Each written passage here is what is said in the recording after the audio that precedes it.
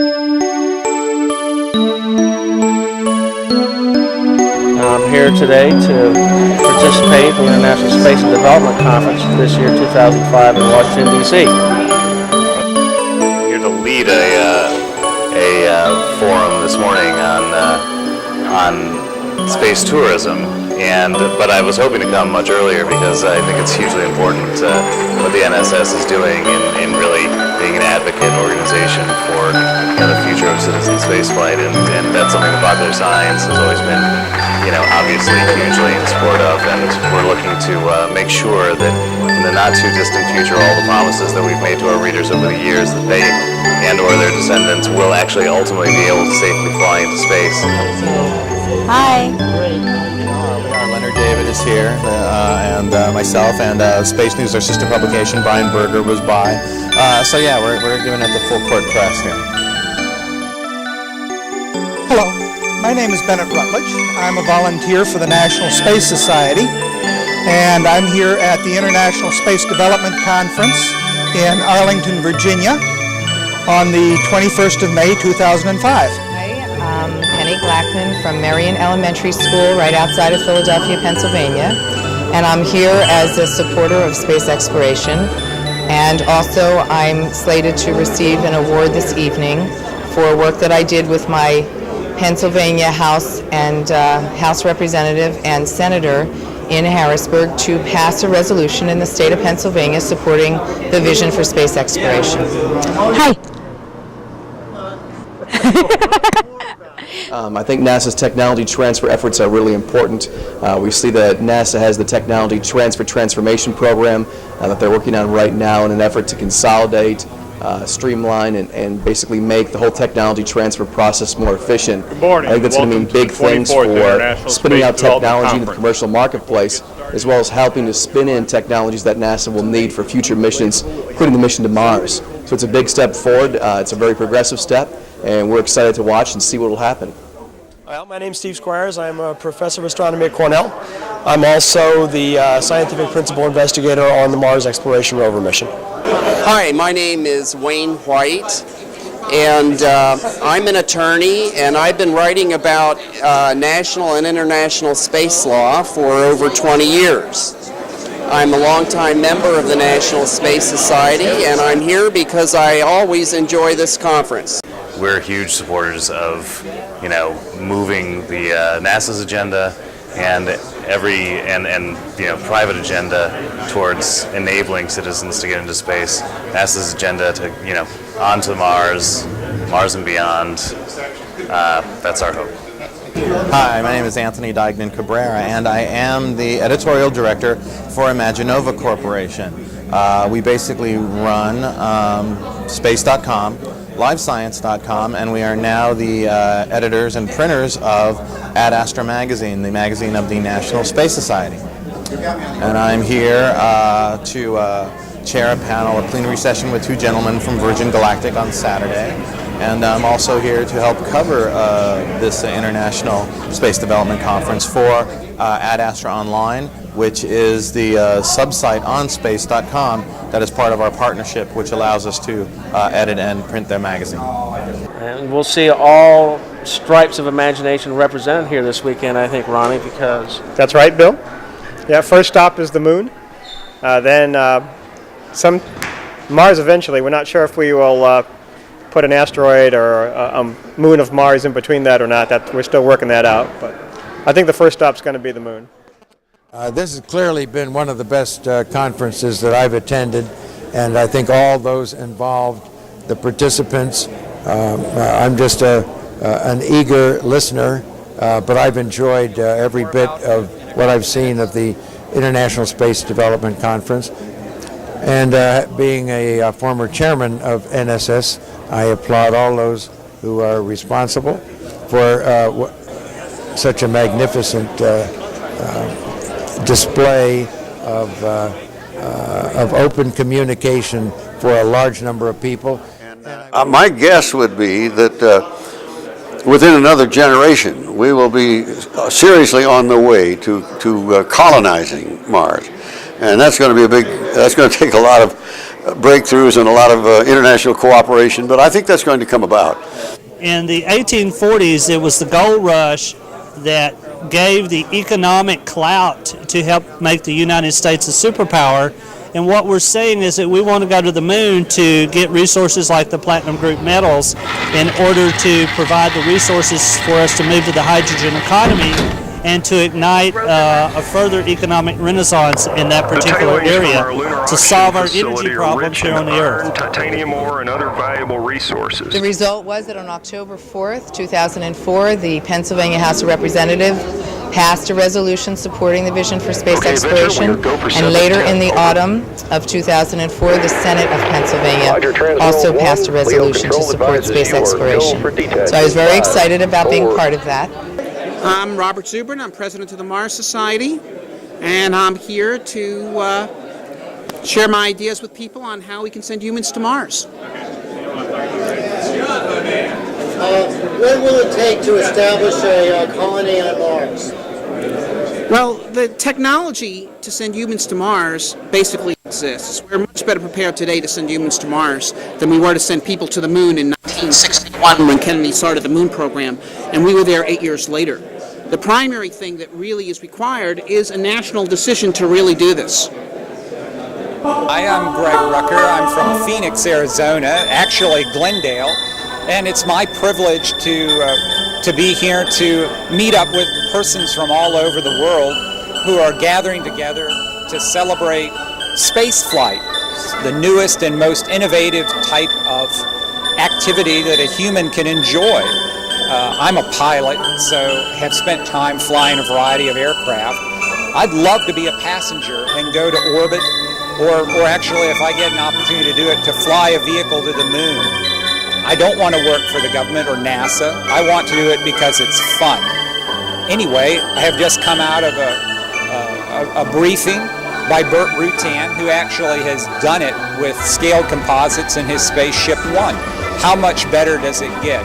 And there'll be days of meetings here going on where I'm going to be meeting again with friends that I've made over the years all over the world who are active not only in their interest in space flight, but every activity that there is. Human beings have a natural curiosity concerning space. Well, one thing is for sure, we're going to the stars, and it's going to be soon. And we're here to discuss both some of the technicalities of that, but also the broader interest that people have in going to the planets and stars.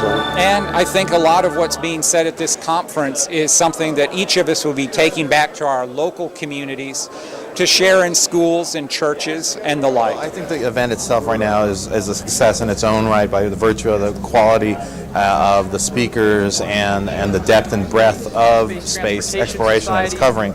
I think hopefully in the future larger audiences. I mean, it's got a great crowd here, more speakers, more days, and the positive spin-off of that would be that the public would realize that space is an integral part of their everyday lives, and that exploration and science and spin-off technologies are so crucial that they shouldn't, take it for granted. And I think they're well on the way to doing that with this conference, which is really an impressive roster of guests, great, sessions, really good start. Both Neil and I are fighter pilots.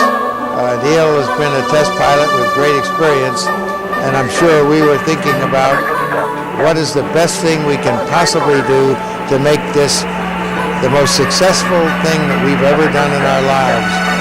And as we began to get a little close and a little low on fuel, you can rest assured I was giving Neil body English to try and have him ease that spacecraft on the ground soon, but I certainly didn't want to, at the same time, disturb his concentration, because I knew he knew exactly what to do, and at 60 seconds of fuel remaining, we're still over 100 feet in the air, but at 30 seconds, a little over 10 feet, and I felt we had it made at that point, and as it turned out, we had on the order of 15 seconds. How Neil knew early in the descent trajectory when he said to me, I think we're going to be a little bit long, still amazes me today how he ever was really able to tell by just watching the craters go by and the landmarks that early in the descent trajectory while we were still facing down that we were going to be a little long. It amazes me. Headline of the story: Leonard David escapes Washington, D.C. one more time. Hi there, my name is Ben Shelliff. I'm with the Space Road Foundation. What you see behind me is a mock-up of the space elevator. If you look behind me, what you'll see is a searchlight which provides the power to power the climber. Both rovers are in excellent health. One of them has been stuck for a couple weeks in a sand dune that we drove into inadvertently. We're in the process of extracting it from that dune right now. It's going pretty well. I think we'll be out soon. I think the story is that the quality of the speakers and the kinds of speakers and the number of people that have come this year are a clear indication that we sort of have turned some kind of corner. I hope the corner is not some round ball and we're just going to come revisit these issues, in 5 years or 10 years from now. It looks like something has happened. The force has been shaken up and there's a lot of reverberations, and I think we're all riding on some kind of wave of new action. So I'm pretty optimistic right now, which for me is it's been a long time of covering space. It's comes and goes, but I'm on the optimistic wave front right now. And I think we had some fairly credible people up there with us today. We're looking at a new way of doing the moon, a new way of approaching the exploration and settlement of planets. And it's very important that we do it right, or we're going to end up with actually nothing in the end. I've met with congressional leaders all the time. I think there's a lot of support right now for this new initiative. I think there's a realization on Capitol Hill that if we're going to have a space program, it ought to have a goal that's worthy of having a space program. Okay? The real issue is not so much now. We're actually in excellent shape right now. The real issue is creating a political force in being that can sustain the program when the winds on Capitol Hill change. See, that's what we didn't have with Apollo. That's why Apollo ultimately failed. Okay, that is, it succeeded technically, we got to the moon, but it was turned off because the program was strictly the creature of the political class. There was while there were people in the country who supported settling the moon and going on to Mars and all the rest at that time, they weren't organized, they were just out there reading their newspapers. We have to have a political force in being that can sustain this program regardless of how things change from year to year, as they will. Okay, there's going to be Democratic majorities, there's going to be Democratic presidents, there's going to be Republican majorities and Republican presidents. Just because things are good now, they're not going to stay good. We have to fix the roof while it's not raining. We've got to create a political force that will sustain this program in good times and bad. Mostly what I'd like to tell Congress is thank you for the support that we have gotten so far. We're trying to do the best we can with the funding we've got, and we appreciate continued support. Well, my influence with the Congress, I participate every year in an annual lobbying activity that ProSpace coordinates, and I've had some wonderful meetings on the Republican and Democrat side on the Hill, both on the congressional side and the Senate side. I think in the last 10 years we've had a tremendous accomplishment because there's really a realization now that the private sector is the only way to make space open and affordable to everybody. A few years ago, if you talked about, as you called it, space tourism, people laughed and giggled on the Hill. They're not doing that quite so much anymore. So we have had a big impact. Giving a conservative answer, I think of what answers people gave when John Kennedy, as president, said we choose to go to the moon, and said we'd do it in a decade. And I know scientists who said, oh, wait a minute, it can be done, but it's going to be 30 years. It won't be 10 years. It was done in 9 years. So one of the things I recall was that Werner von Braun said to me at the time, after it was accomplished in 9 years, and I remember saying to him, with vastly greater amounts of money and manpower, could it have been done in 5 years? And Werner said, no. He said, It couldn't have been done in 5. He said, a woman can produce a baby in 9 months, but you can't get a baby in 1 month by putting 9 women on it. So there are some things that maybe can't be hurried. I think the congressional, the political folks are behind, some of the issues of why all this has taken so long to do, and we've lost a lot of public support because of political decision-making or lack of it. I've been bruised after 30 years of living in Washington, D.C. by watching the congressional hearings on space exploration, which is a travesty when they call them hearings when nobody listens. So I'm not a big fan of the political process, but it's there and you got to deal with it and work with it. One hopes that they don't get in the way and they will actually help. Certainly, we've had a lack of political will. We've had a major failure in political leadership in this country since the end of Apollo. It's like Columbus came back from the New World and Ferdinand and Isabella said, so what? King Ferdinand and Queen Isabel, unless you are a detailed historian, you don't remember them for anything but their financing of the Columbus voyages. The important thing for government to do right now is act in the role of a traffic cop to keep people from getting in each other's way. But other than that, to simply stay out of the way, to not put up roadblocks to people who are willing to take the chances, to do things that are new, that are different, that will bring humankind in the 21st century out into the solar system.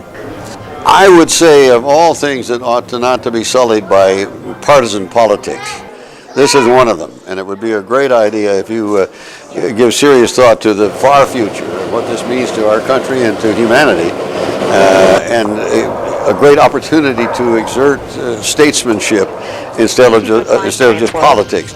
I would urge that because I think it's a worthy goal and it's a worthy thing to think about. The Mars program is the most exciting science program we have going at NASA right now, and it embodies the spirit of the vision of space exploration. We're exploring Mars as if we were there today with twin rovers. We're doing the reconnaissance that's going to be necessary to get people there, and we're using Mars as a window into the rest of the universe. So to me, Mars rocks right now. A realistic timetable to go to Mars, you need a better crystal ball than I've got on that one. I don't think it's going to be real soon. I think the biggest problem with it is not that there aren't a lot of people that want to go, but the question is there enough determination within the general public to fund a program like that on a continuing basis? What you do not want to do is to start it and then stop it and then start it again and then slow it down, etc., etc. That is very costly. So we need to have a program to go to Mars at some point where we have real determination and commitment on the part of the public. Very big topics for me for American Congress, but I think it's time has come for new space. So for the orbit burn, will it be there in about an hour? New space has very, very important role in entire space industry and space development. Hopes and aspirations are that somebody will take some action, particularly with Congress, and get the ball rolling and get us back on track on the NASA programs and other commercial space transportation. Hi, I'm Frank Schoengert. I'm the director of the Innovative Partnerships Program at NASA headquarters. NASA is co-sponsoring this conference along with some other organizations, and we are sponsoring in particular a track on the benefits of space exploration to the public. We consider this an extremely important part of the space exploration vision, because the way this vision is going to be sustained over the many, many years through many Congresses and many administrations is to keep the attention of the public, to convince the public of the benefits of space exploration, not only convince them, but to actually work to create those benefits here on Earth in everything we do, every step of the way, with the as we implement the exploration vision. The program that I run, Innovative Partnerships Program, is also key to this, because through partnerships we can, with industry, with private industry, with the universities, we can help to make this vision more affordable. We can get companies to bring their resources to the table to help NASA get to the moon and to get to Mars. And the only way companies are going to be willing to do this, though, is if they see some commercial application in it for their company. And that's where we get back to the benefits of space exploration. So this all ties together. Affordability, sustainability, all comes together in partnerships. Oh, this is marvelous. I think the NSS meeting here and the cooperation we see among entities of space is a lot greater than it was just a few years ago. This is an era where cooperation is possible and competition may be damped.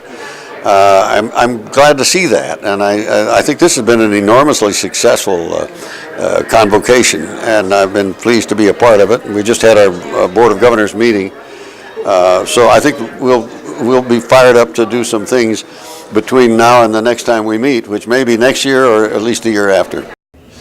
Well, I've always had a personal interest in space exploration, and one of the things I'd like to see is collaborative efforts being expanded with some of our international partners. I happen to be chairing the session on international programs, so I do have an interest in this. My name is Fred Best. I'm the director of the NASA Research Partnership Center, Center for Space Power at Texas A&M University in College Station, Texas. All of the projects at Texas A&M at the Center for Space Power are conducted by faculty and their graduate and undergraduate students. So there are students who fly in the NASA zero-gravity aircraft as well as in the laboratories. There are students who participate in shuttle flight experiments as well as experiments on the International Space Station. My primary job at Texas A&M is as an educator, and I'm personally interested in space. I work as the director of the Center for Space Power, but a thing that we need to improve in the United States is general understanding of space, and the National Space Society is a tremendous group working to improve that understanding. When I speak in schools, I ask students at schools, how many people are in space? And I get answers like none to 30. How many people are on the moon? 50. The general population of the United States, although they are notionally in favor of space development, don't understand where we stand with respect to space. And the National Space Society is one great mechanism to improve the American public's understanding. And so the interaction between the research partnership centers, which come out of NASA, will only enhance the understanding of the technologies that NASA is developing with industrial partners and to the benefit of the American public to improve space and the American public on the ground. My name is Al Sacco, and I'm the director of the Center for Advanced Microgravity Material Processing. And what we do is we deal with leapfrog technologies, new things that are going to change the way we live here on Earth. Where are you located, and what do you mean by that? Well, we're located in beautiful Boston, the home of the world champion Red Sox and world champion Patriots football as well, and a world champion center, we hope. And it's at Northeastern University in Boston, Massachusetts, which is right in the middle of the city of Boston. We work on what we call leapfrog technologies. Those are technologies that hopefully will change the way we live, and they'll replace existing technologies. One of the things we're working on is biological senses to sense things like ethylene. Ethylene is a signal to plants to ripen, and 20% of the world's food worldwide is lost because it overripens before it gets to market. We could feed the rest of the world. So what we'd like to do is develop a sensor that takes advantage of what they call evolutionary biology, which is how our bodies respond to things. Well, these sensors will respond and they'll live by themselves, so you don't have to take care of them or calibrate them anymore. So once you put them in place, they just work ad infinitum forever. Fascinating. How did you get into that direction? Well, we got in that direction when we started to think about how are we going to go forward as we try to get to the President's vision of going on to Mars. And what we need is systems that take care of themselves, just like the human body takes care of themselves. So what we thought is we'd match in scientific words, evolutionary biology, but it's really just taking advantage of the fact that living systems will adjust to their environment, just like all of us adjust to where we live, how we live. These partnerships are so incredibly effective that we work with our industrial partners to create a product that they want to sell and make a profit on. But the hope is that when these products come to the marketplace, we will have contributed, from the 12 centers, we will have contributed approximately 700 jobs across the industry in the next 2 years. What we try to do is ensure that the product comes out that is saleable, that is usable in the space environment, and it's a lot of fun. That's what the whole mission is, to have fun, to do things that are important and enjoy it. You're accustomed to your cell phones and your iPods and things like that. The electronics that are in those are really reliable only for about 2 to 3 years. Our job is to make reliable electronics that live in space, that live in very harsh environments from exceptionally cold to exceptionally hot, and make them live for 50 years without change. It's a daunting challenge. But we've been doing the ways to do it, and while those may not make it into your commercial world simply because the commercial world turns over too quickly, it's certainly going to enable space transportation, reliable transportation for people, for astronauts, going to the moon and on to Mars.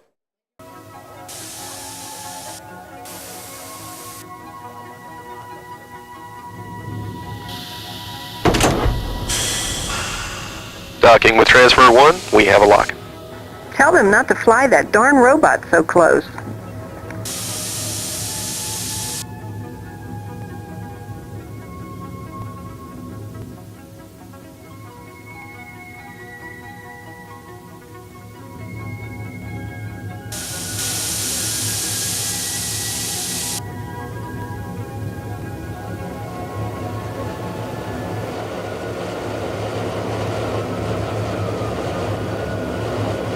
Main engine ignition.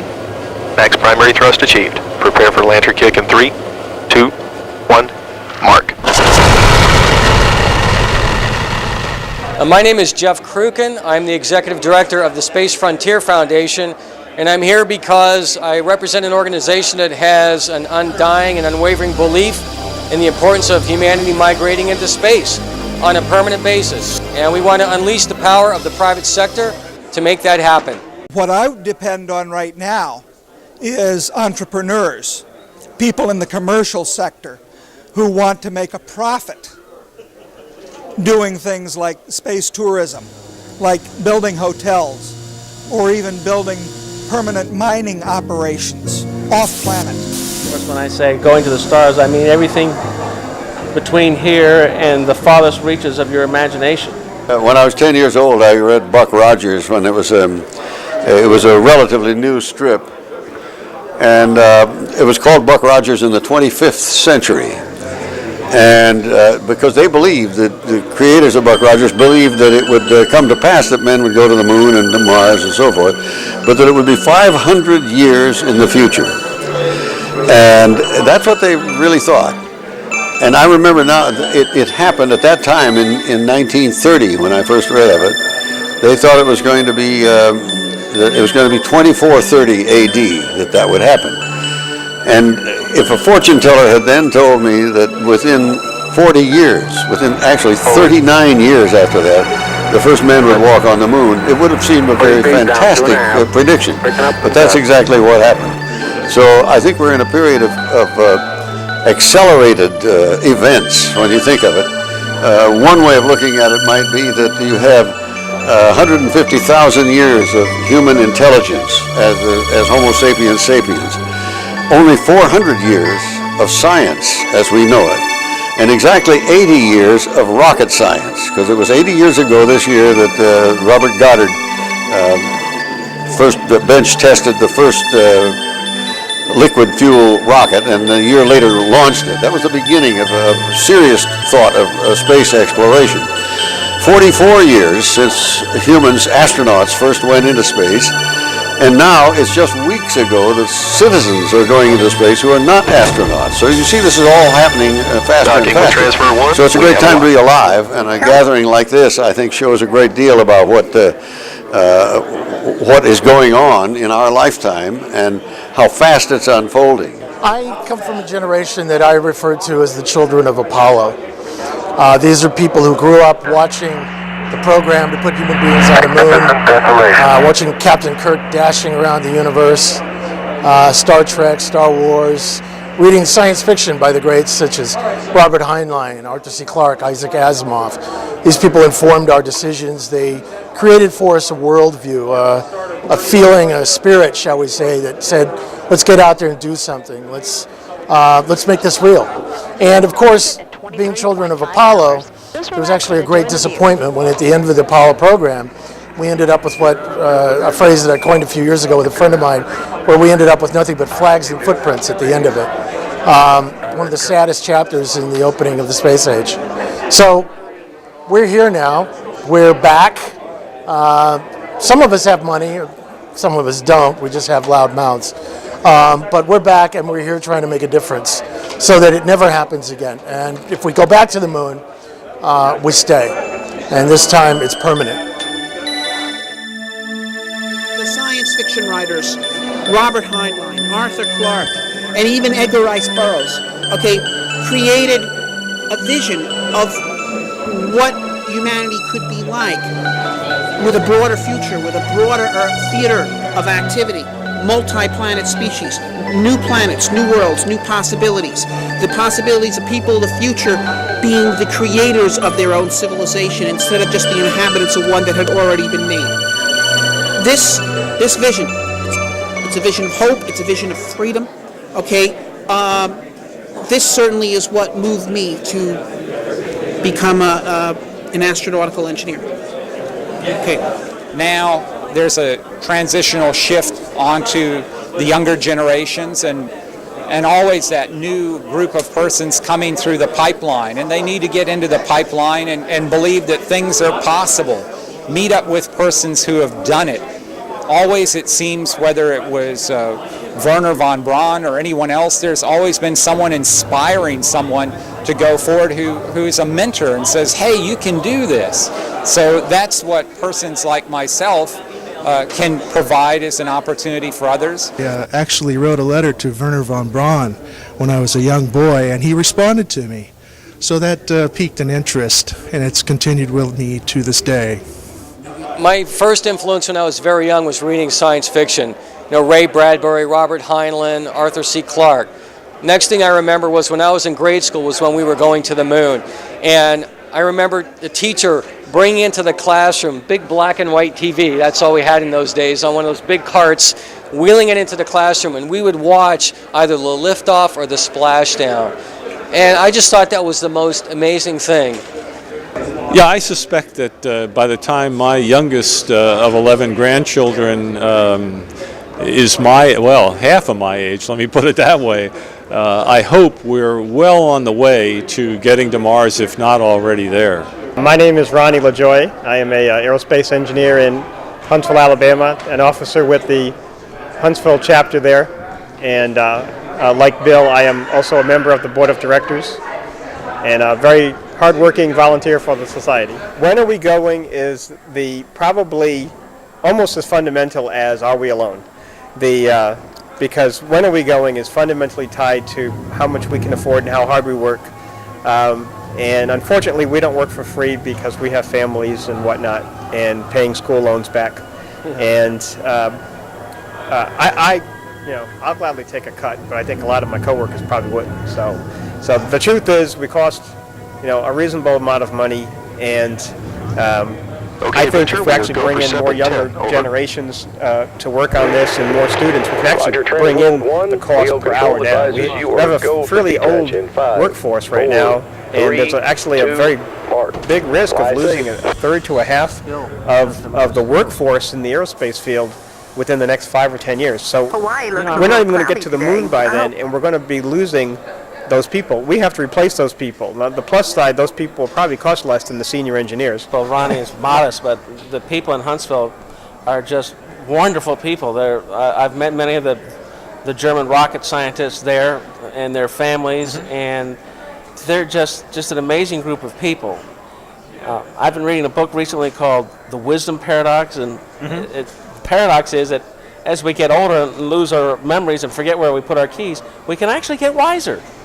And we can pass along our knowledge to the young ones, and I see that happening in Huntsville. Well, I have a 16-year-old grandson, and I hope that somehow he'll be inspired to be involved in aviation first, education, engineering, science second, and then if he has the right inclinations, perhaps he might want to take advantage of space exploration. I have a son who's almost 8, and his name is Rex, and I have a younger son named Teddy who's 2 years old. And what are your hopes and aspirations by the time you're age? What do you hope that we would be? Well, I certainly hope that we've gotten to the point where on some legitimate level we really have become a spacefaring civilization, because and I think that we're moving in that direction finally. I think that we've had a lot of years of fallow times, but I do hope that they have the opportunity to really get up into space and make as much their home of it as they want. And will reach lunar orbit in 23.5 hours. I am the great-grandfather of Alexander William Black, who may be one of the first Martians, because if he goes there to live, and it's not impossible to think of, he's 2.5 now, but who knows what will happen in his lifetime if he lives as long as I am. I'd be interested to see what the world would be like at that time. Our kids now need to be inspired, and they don't want to be inspired by what they've seen the last 30 years. They certainly could be inspired by the 60s. Kids' dreams turn to planned. I think in 15 years, every child will know that he can go to orbit in his lifetime. Plenty of comments on our young people, too. There is a loss of interest in science, but gee, if you show the kids here today what we're working on, and the interest will be new again. It's fascinating. It's absolutely fascinating. There's so many people around, and just the different technologies that are displayed, and I mean the pod thing, that the transit to the space station is fascinating. It's overwhelming. This is an entirely new event for the people who've come to the International Space Development Corporation 2005 here in Washington, D.C. It's a rare opportunity for them to see the first new spacecraft in a long, long time on United States shores. Here it is. The ISDC continues one more day tomorrow. I'm not really sure I would characterize the President's vision and the support for it as being a bandwagon, frankly. But it is something which people should support. The idea of having a future in space is something that not only is true, but young people all over the country should be very much involved in and interested in and curious about and excited about. And so having a goal out in space, something to reach for, to stimulate science and technology, software, mathematics, all sorts of things, is extremely important, not only to individuals, but to the country as a whole. Well, there certainly is a genuine interest by the public, and I think that if we put as much emphasis in the sciences as we do with the sports and entertainment arenas, that we would reinvigorate our youth in exploring these options. There is not much that does not excite children about space exploration. They love to hear about the spacecrafts, they love to watch videos, they love to read about what astronauts are doing. And in my classroom, we've had the opportunity to have teleconferences with an astronaut from Johnson Space Center who works on building the ISS. The kids love to read about it. It's very easy for me to teach about space exploration and space science. The problem is finding the space to teach. And I'm just wondering how young 18, 20-somethings like us can get involved in this industry, because I think it inspires us to be able to potentially be the ones who sort of usher in this private age. So I was wondering your opinion on how we can get involved in it and make a change. Well, Buzz, what was the average age of the folk who developed the Apollo system? I saw that written somewhere. As I recall, it was about 26. How old are you? Hey, you are just the right age to make this work. You really are. Some people just want to do it because it's fun, which I think is personal. I say just flying in an aircraft or whatever. Flying an aircraft is fun. I will just put it to you that simply. I grew up watching Lost in Space and Apollo at the same time, and Gemini. I couldn't tell the difference. Young children don't know the difference. Whatever's on television is real to them. And there's one word in the English language that I think it was introduced in the 50s or something. It hasn't gone out of style. Every other word has gone out of style. Neato and hot and all that stuff. The word cool still is, generation to generation, in space is cool. There seems to be some kind of dynamic that draws people together if they're at the cutting edge of their industry or an area of study to get together and share with other persons and other exciting areas of interest or industry. And so, I don't know, it's very tough to describe in a few words why am I here, but I certainly can tell you what I want to do, which is go to space personally, as well as to help younger persons go to space. The youth are the future. The youth don't merely influence the future, the youth are the future. What we have to do is continue to propagate this vision among the youth of today, okay, so that the forces that believe that human expansion into space is fundamental and essential for the human future continue to grow, and then the next generation, they're even stronger than they are now. So anything you want to say to students out there about their careers and their future? Yeah, a lot of things. The sky is no longer the limit. You can go pretty much do whatever your imagination will take you. And the other thing I'd say is never listen to people that say you can't do something and just prove them wrong and do it. I went to space camp when I was 14 or 15, I think. So that was a pretty cool experience.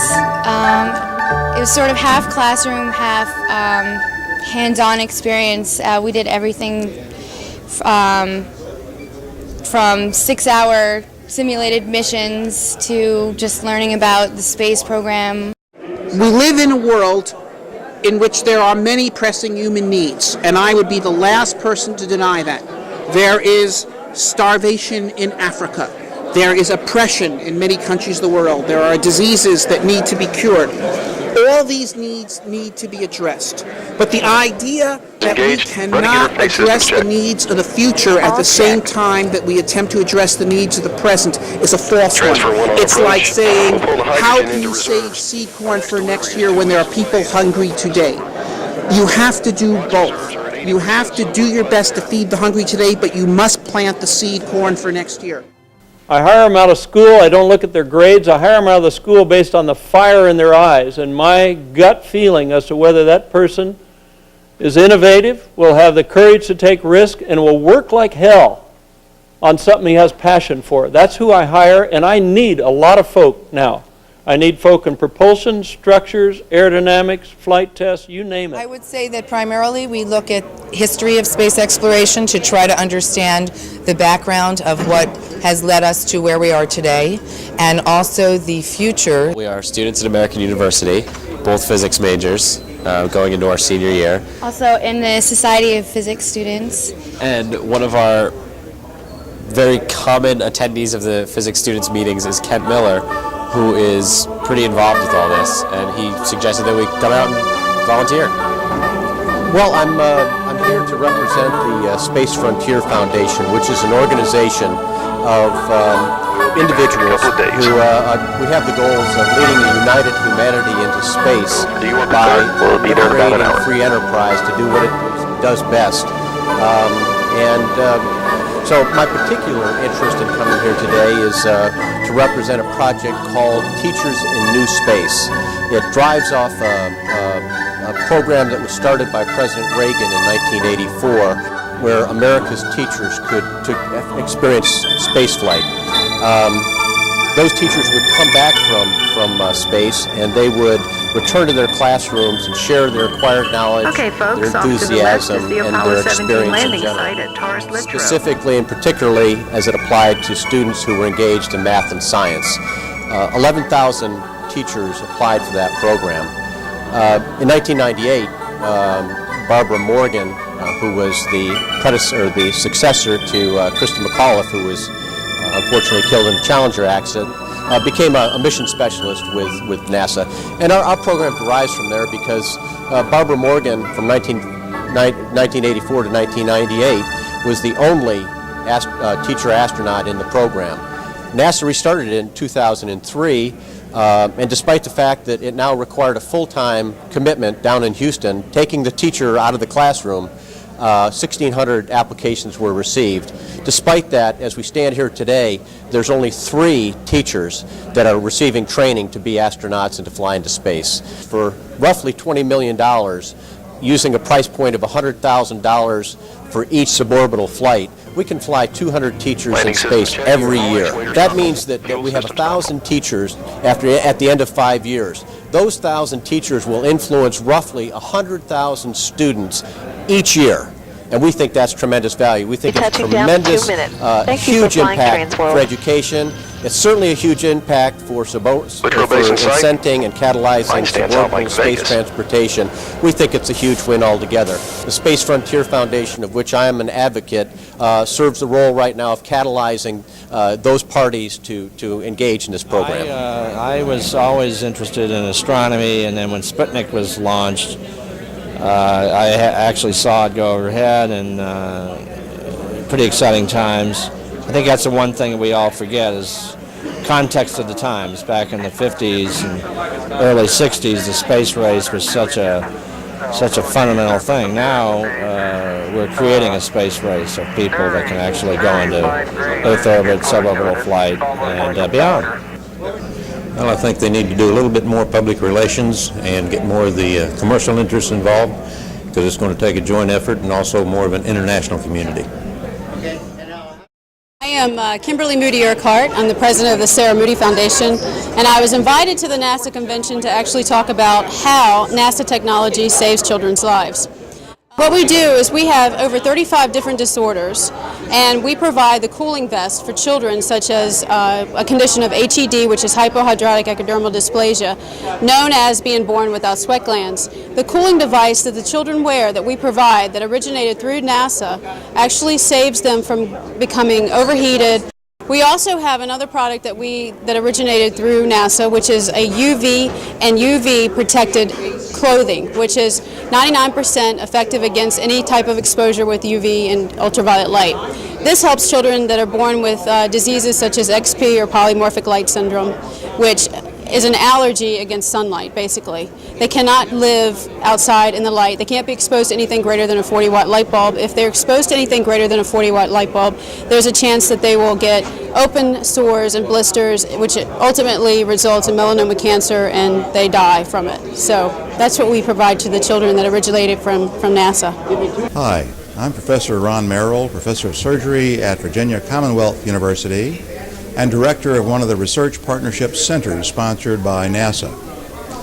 In understanding the excitement of what exploration is going to do for medicine, which is my area, all you have to do is look back and say, well, what has NASA done for terrestrial medicine in the past? Frankly, medicine is unrecognizable compared to what it was before because of NASA work. In order to be responsive and responsible for an astronaut that's hundreds of miles away, soon to be many hundreds of thousands of miles away, you had to understand how they were doing in order to be a responsible physician for their care way back here on Earth. In getting ready for exploration, we look back at such things as critical care, monitoring. One success story that we had was a child in Israel, and this child came to me by the internet. A family member who lived in Israel came over to the United States and actually sent me the news clipping from the Israel News. It showed a little girl who was 9 years old who used to go from the other room into the kitchen and live inside of a refrigerator. She was born without sweat glands, and she ultimately had to live inside the refrigerator, or when her mother was utilizing the refrigerator, she had to get out of the refrigerator and lay on the concrete floor. So what we did is we actually made a suit for her, a cooling vest, and some other items that were shipped over to her, and now she can go to school and she can go outside and she can play and she can sleep in her own bed, and she's going to live a normal life. Yes, I'm Henry Brandhorst from Auburn University. I'm one of the directors of the NASA Research Partnership Centers. My center is the Center for Space Power and Advanced Electronics. Our whole mission is to provide the future of electric propulsion, advanced power, and reliable electronics for the future of the Space Exploration Initiative.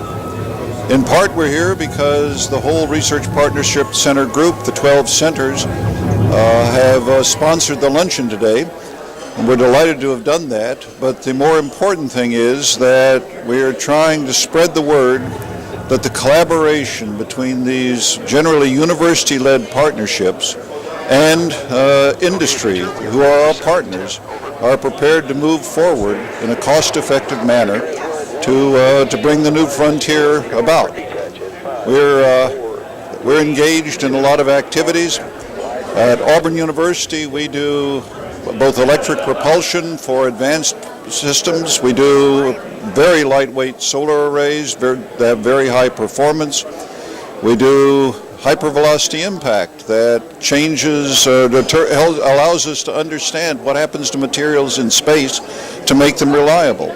So in addition to the electronics and the reliable electronics, we have a broad range of activities, including astronaut health and safety. And with a lot of the smaller partners, not just the prime aerospace movers, but some of the smaller startup companies, for lack of a better term, the Burbertans of the world, they get out there to say that space is accessible, space is for you, space is Britannia himself said yesterday, space is fun, exploration is fun. Sometimes the ends aren't as important as the doing, and people can enjoy this for what it is and see a vision of the future beyond the confines of the planet Earth, where the technologies and the minerals and the wealth of our solar system come into play to help humanity in the future. And to do that, NASA needs to dust itself off, realign itself, its partnerships, realign its priorities, and have a little fun with what it's doing. I think I once wrote that I think NASA needs a visit from Queer Eye from the Straight Guy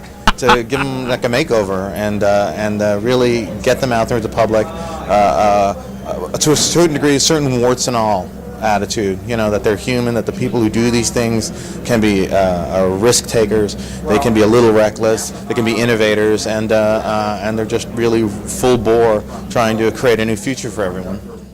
Well, the people who are actually taking the risk are people who've chosen to take the risk, and they should be allowed to take the risk. I think the Columbia accident and the sacrifices that many people have had over the years have given this particular president an ideal opportunity, which he's taken advantage of, that as we phase out the space shuttle, complete the space station to the best that we can, that we hope the American people and the rest of the world will support the resources that are needed to chart a course of excitement for future generations and inspire them to their own education in science and engineering, which this country sorely needs. We've been falling behind, but these new generations need to get into science and engineering and the mechanics of spaceflight, and the opportunities for excitement, participating in space adventures have never been better than they are now. We are in a much stronger position today to have a space exploration initiative that will persist and not merely achieve some objective in the interest of some political windbag, but actually create human civilization on the moon and Mars, because the youth of the 1960s grew up seeing this happen, substantial numbers of them believing that this is what we need to do. And now here we are, we're in our 40s, we're in our 50s. One of us is NASA administrator, okay? A person who actually understands what this is really all about. What we have to do is continue to propagate this vision among the youth of today, okay, so that the forces that believe that human expansion into space is fundamental and essential for the human future continue to grow, and then in the next generation they're even stronger than they are now. You start today and say we're going to spend, X $100 billion to go to Mars. It's not going to be supported very widely outside of the space activist community. But in 20 years, when people are routinely going to space, when it's a big industry, then it'll just seem like the natural next step. Yeah, we got to go back to the moon. We'll be lucky we can get back to the moon and not kill anybody. So I think we need to cut our teeth on the moon once again to get everybody in synchronization about how to put humans in exotic environments. Can't jump to Mars at this time. Quite ambitious, but I think that as man progresses, that is something that we are capable of doing over time. This is my first book, The Case for Mars, which explains the plan on how we can send humans to Mars with essentially current-day technology. It's a no-nonsense brass tacks plan for sending humans to Mars, exploring Mars, building bases on Mars, and ultimately settling Mars. This book was published in 1996. Okay, it's now in its 12th edition. Okay, I've received 4,000 letters from people who've read this book. My guess would be that within another generation, we will be seriously on the way to colonizing Mars, and that's going to be that's going to take a lot of breakthroughs and a lot of international cooperation. But I think that's going to come about. I'm interested at this point in my life in helping to plan the methods of how to get to Mars. And I think contributions of about 20 years ago, when I began to develop creative use of cycling orbits, I think that they deserve to be well studied, because I think they allow us to make use of Mother Nature and not expend resources unduly in our efforts to get from the surface of the Earth to the surface of Mars. Probably using the moon as a stepping stone will be a great saving in thrust and whatnot, instead of trying to get out of the gravity well of the Earth and into Mars, and then particularly if you're going to come back, that takes an awful lot of fuel. We could get ourselves together, we could be a force, we could change history, and that's what we have to do. There are hundreds of millions of people in North America and Europe who believe that it is essential for the human future that humans expand into space. We have it in our power to make that happen if we pull together.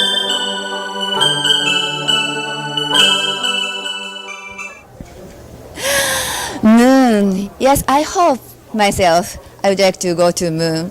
But I believe many people, especially young people, would like to go to moon. Yes.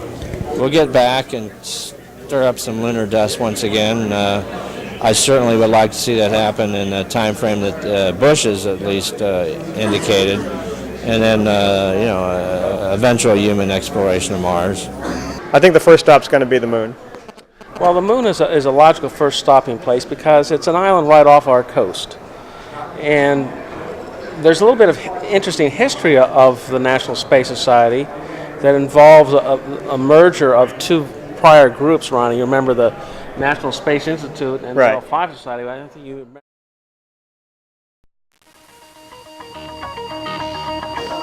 I've been asked the question, what about space tourism in 10 years? Do I see that happening? Do I believe that's a reality?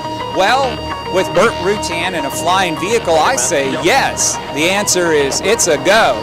Now you have an actual company in Virgin Galactic that will be out there pushing the envelope with their particular startup. But hey, I actually know of a couple of other companies. I'm hoping that my friends at Pioneer Rocket Plane will be flying and be a competitor, and others. So now the big question is, when does it come from being just suborbital flight to when orbital? So orbital flight in the next 10 years is tourists. Hey, sounds like that's almost a given. Hoping that there is no problems with regulation, and that's always an issue. I want to see a jump to suborbital within the next 5 or 6 years. How much does a shuttle cost now to launch a pound into space? Are we still in the... Well, space shuttle costs are depending on how you look at it. The simplest way to take it is take the shuttle budget and you divide it by the number of flights per year. All right? So that means this year or last year, we spent $4 billion and had no flights, which means the cost per pound is infinite.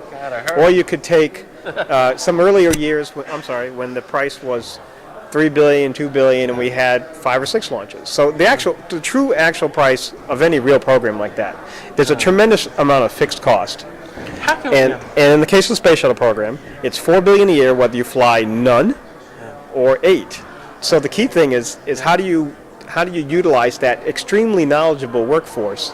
You know, you try to get them to fly as often as you can and get your money's worth out of that $4 billion, you know, because otherwise they're twiddling their thumbs. Well, do you think space tourism will bring down the cost of spaceflight? Will entrepreneurship get people to figure out how to do it more cheaply so that just plain folks like us can go?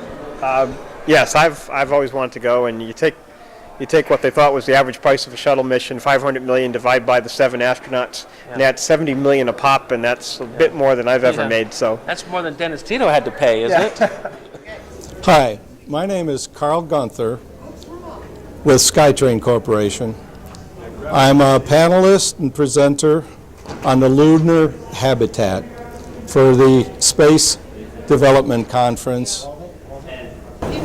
And our topic concerns a real structure that is to operate on the moon or Mars, but the structure itself will actually be constructed at the grounds of the Museum of Science and Industry in Tampa. Space tourism is happening as we speak.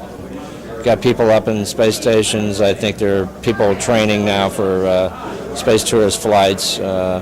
Designs are being scripted on drawing boards and CAD/CAM units and wherever they are. So we're seeing the evolution of space travel now. It's now. Space tourism, or what you may be hearing people call that, is personal space flight, because tourism to some people sounds like, well, it's no big deal. But when you talk about something on a very personal level like personal space flight, it's really all about transportation, and transportation ultimately requires a destination. Orbital hotels, for example, are not that far in the future. But all of it, yes, is something that you can do at some point in the future, that your children will be able to do, not just requiring a NASA astronaut to go into space, but any ordinary citizen being able to do that. And to the moon and beyond. To quote Buzz Lightyear, our pal, and Buzz Aldrin's roaming around here somewhere. Always been a pleasure to know Buzz. But for right now, I think the idea of the community in orbit, where you can actually spend a little time at a hotel or whatever, is a logical next step. And then on to the moon. And the moon is not that far necessarily in the future because the technological problems are not there. The financial, and I'm an insurance guy. I'm the guy who is in this gray suit who helps with the banker make things go. Convince me and the banker that things will go, and we will get you there, and we'll get you there quick.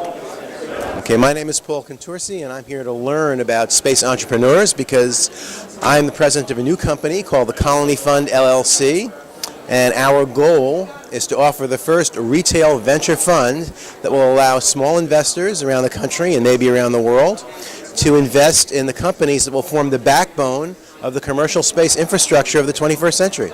You'd start with a low Earth orbit hotel at approximately space station altitude, and from there you would go to a version of the lunar cycler where you effectively have an orbital cruise ship that could take you around the back of the moon and back for a 4 or 5 day planetary cruise.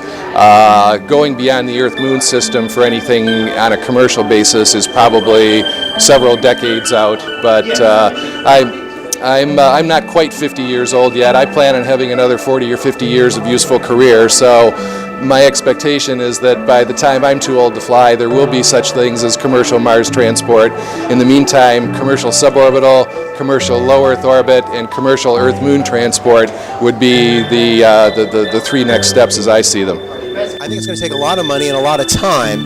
And right now, the only sources for funding for space enterprises are wealthy individuals. There aren't enough wealthy individuals who are interested in space to make that happen, so it's time to marshal an army of small investors to raise the necessary funding.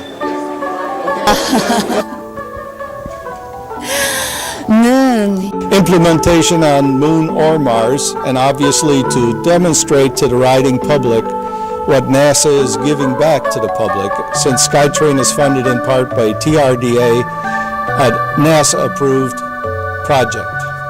Next calendar year, we'll be filing our papers with the SEC, and we'll be opening the fund up to the public. Tourism to space, to the moon. We're talking affordable tickets. If you think about adventure travel that goes on around the world, you know, I'll give you a perfect example. In 1987, I spent 3 weeks in Kenya on photo safaris. It cost me $3,000. Not a lot of money. If I wanted to go several decades before, I would have had to have been a very wealthy big game hunter, for example. So the cost is going to come down. It always does. Dennis Tito paid $20 million to go into space. And now Richard Branson is talking about charging $200,000 or less with his Virgin Galactic company. There are other companies saying they can do it for $100,000. So we're already seeing the pressure of competition bringing the price down. And that's what our system does so well.